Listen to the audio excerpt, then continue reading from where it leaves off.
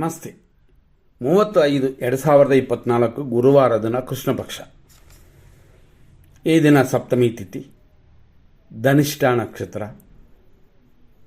ನಕ್ಷತ್ರ ಬರೀ 7 ಗಂಟೆ 30 ನಿಮಿಷ 56 ಸೆಕೆಂಡ್ವರೆಗೆ ಮಾತ್ರ, ಹೆಚ್ಚು ಕಮ್ಮಿ 7:15 ಅಂತ ಇಟ್ಕೊಳ್ಳಿ. ಆ ನಂತರ ಶತಭಿಷ ಬರ್ತದೆ. ಬೆಳಗ್ಗೆ 7:31ವರೆಗೂ ಕಾರ್ಯಸಿದ್ಧಿಯು ಸಂಪತ್ತು ಉಂಟು. ಜೊತೆಯಲ್ಲಿ ಸಪ್ತಮಿ ತಿಥಿ ಇದೆ. ಹಾಗಾಗಿ 7:31ವರೆಗೂ ಶುಭವಾಗಿದೆ. ಆನಂತರ ಶತಭಿಷ ನಕ್ಷತ್ರ, ಮರಣಾಕ್ಷಯ ಅಂತ ಕೆಟ್ಟದಾಗಿದೆ.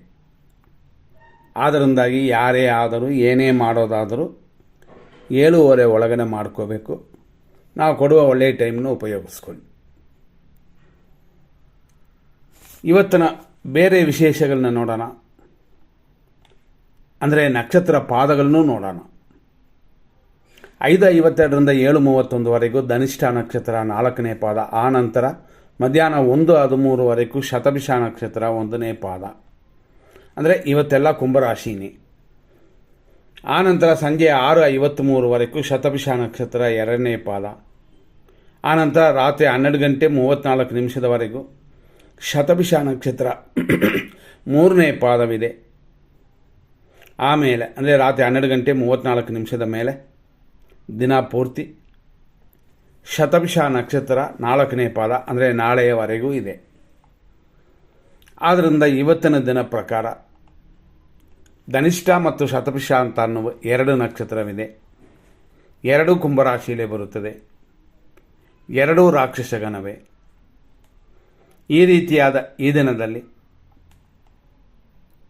ಬೇರೆ ಬೇರೆ ವಿಷಯಗಳನ್ನ ನೋಡ್ಬಿಡೋಣ. ಅಂದರೆ 100% ಒಳ್ಳೆಯ ಸಮಯ ಅಂತ. ಕೆಟ್ಟೋ ದಿನದಲ್ಲೂ ಕೂಡ ಒಳ್ಳೆಯ ಸಮಯ. ನಾವು ಫಸ್ಟ್ ಹೇಳಿದಂತೆ ನಕ್ಷತ್ರ ಎಲ್ಲಿಗೆ ಮುಗೀತದೋ, ಅಂದರೆ ಧನಿಷ್ಠ ನಕ್ಷತ್ರ 7:31ಕ್ಕೆ ಮುಗೀತದೆ ಅಂತಂದಿವಿ. ಆ 7:31ವರೆಗೂ ಶುಭವಾಗಿದೆ, ಅಂದರೆ ನಕ್ಷತ್ರ ಪ್ರಕಾರ. ಆದರೆ ಶುಭ ಸಮಯ ಅಂತ ಸ್ಟಾರ್ಟ್ ಆಗೋದು 7:31ನ ಮೇಲೇನೆ. ಅಂದರೆ ಮರಣ ಮತ್ತು ಕ್ಷಯ ಬರುವ ಆ ಸಮಯದಲ್ಲೇ ಒಳ್ಳೆಯ ಟೈಮ್ ಬರುತ್ತೆ. ಆದ್ದರಿಂದಾಗಿ ಇವತ್ತು ನೂತನ ಕಾರ್ಯಗಳು ಯಾವುದನ್ನು ಪ್ರಾರಂಭ ಮಾಡೋಕ್ಕೆ ಹೋಗಬೇಡಿ. ಬಂಡವಾಳ ಹಾಕಿ ಮಾಡುವಂಥದ್ದು ಕೂಡ ಬೇಡ. ದಿನನಿತ್ಯದ ಕಾರ್ಯಗಳನ್ನು ಮಾಡ್ಬೋದು. ಊಟ ತಿಂಡಿ, ಕೆಲಸ ಅಥವಾ ಬಿಸ್ನೆಸ್ ಇಂಥದನ್ನು ಮಾಡೋಕ್ಕೆ ಅಡ್ಡಿ ಇಲ್ಲ. ಹೊಸದಾಗಿ ಪ್ರಾರ್ಥನೆ ಮಾಡಬೇಡಿ. ಬೆಳಗ್ಗೆ 7:31 ಒಳಗಡೆ ಅಂತಂದರೆ ನಿಮ್ಮ ಕಾರ್ಯಗಳನ್ನು ಪ್ರಾರಂಭ ಮಾಡಿ ಇಟ್ಕೋಬೋದು. ಅಂದರೆ ನೂತನ ಕಾರ್ಯಗಳಲ್ಲ, ಎಂದಿನಂತೆ ಮಾಡುವ ಕಾರ್ಯಗಳು. ಆ ರೀತಿಯಲ್ಲಿ ನೋಡಿದ್ರೆ 7:31ರಿಂದ 9:08ವರೆಗೂ ಪರವಾಗಿಲ್ಲ. 11:21ರಿಂದ ಮಧ್ಯಾಹ್ನ 1:52ವರೆಗೂ ಪರವಾಗಿಲ್ಲ. ಮಧ್ಯಾಹ್ನ 3:53ರಿಂದ ರಾತ್ರಿ 8:04ವರೆಗೂ ಪರವಾಗಿಲ್ಲ. ರಾತ್ರಿ 9:32ರಿಂದ ರಾತ್ರಿ 1:22ವರೆಗೂ ಪರವಾಗಿಲ್ಲ. ನಂತರ ಲೇಟ್ ನೈಟ್ 3 ಗಂಟೆ 6 ನಿಮಿಷದಿಂದ ಬೆಳಗ್ಗೆವರೆಗೂ ಪರವಾಗಿಲ್ಲ ಅಂತ ಹೇಳಿದ್ದೀವಿ. ಆದರೆ ಈ ಸಮಯ ಯಾವುದು ಮುಹೂರ್ತ ಕಾರ್ಯಗಳಕ್ಕಲ್ಲ, ಎಮರ್ಜೆನ್ಸಿ ಕಾರ್ಯಗಳಿಗೆ, ಆಸ್ಪತ್ರೆ ಕಾರ್ಯಗಳಿಗೆ ಹೋಗಲೇಬೇಕು ಅನ್ನೋ ಕಾರ್ಯಗಳಿಗೆ ಮಾತ್ರ. ಇಲ್ಲ ನಾಳೆ ಮಾಡ್ಬೋದು ಹಂಗೆ ಅಂತಂದರೆ ಯೋಚನೆ ಇಲ್ಲ, ನಾಳೆನೇ ಸ್ಟಾರ್ಟ್ ಮಾಡ್ಕೋಬೋದು, ತೊಂದರೆ ಬರೋಲ್ಲ. ನಾಳೆ ಅಂತಂದರೆ 31ನೇ ತಾರೀಕು. 31ನೇ ತಾರೀಕು ಅಂದರೆ ನಾಳೆ ಅಷ್ಟಮಿ ಇದೆ, ಶತಭಿಷ ಇದೆ, ಪೂರ್ವಭಾದ್ರಾ ನಕ್ಷತ್ರವಿದೆ. ಈ ರೀತಿ ಇದೆ.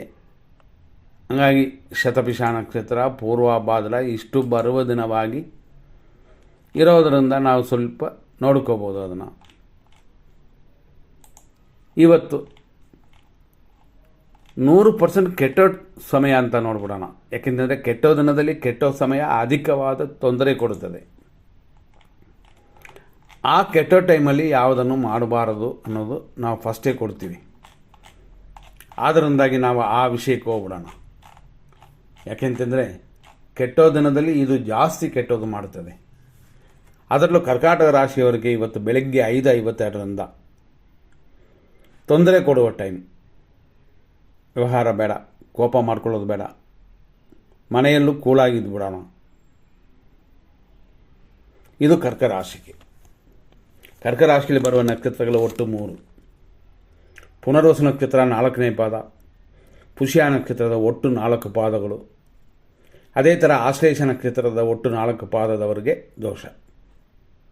ಪೂಜೆ ಮಾಡ್ಬೋದು, ಒಳ್ಳೆಯ ಕಾರ್ಯಗಳನ್ನ ಮಾಡ್ಬೋದು, ದೇವರಲ್ಲಿ ಪ್ರಾರ್ಥನೆ ಮಾಡ್ಕೋಬೋದು, ಮೆಡಿಟೇಷನ್ ಅಂದರೆ ಧ್ಯಾನಗಳು ಮಾಡೋಕ್ಕೆ ತೊಂದರೆ ಇಲ್ಲ. ಈಗ ಜನರಲ್ ಆಗಿ ಎಲ್ಲರಿಗೂ 5:52ರಿಂದ 7:29ವರೆಗೂ ಯಮಕಂಡ ಕಾಲವಿದೆ. 9:10ರಿಂದ 11:19ವರೆಗೂ ಮೃತ್ಯು, ಅಂದರೆ ಮೃತ್ಯು ಅನ್ನೋದು ಮರಣ ಅಂತಂತೀವಿ ಕಾಮನ್ ಆಗಿ.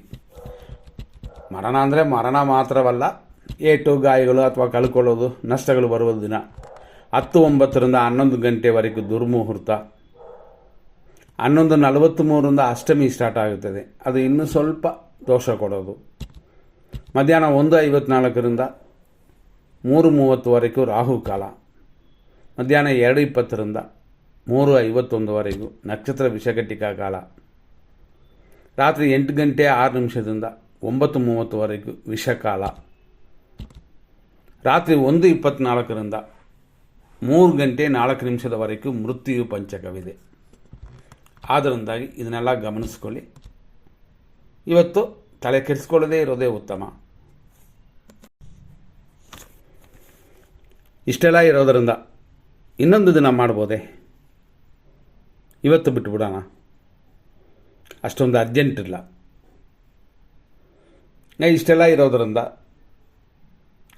ತಾರಾಬಲ ಚಂದ್ರಬಲ ನನಗೆ ಚೆನ್ನಾಗಿದೆಯಾ ನಿನಗೆ ಚೆನ್ನಾಗಿದೆಯಾ ಅಂತ ಕೇಳಿದರೆ ಅದು ಬೇಡ.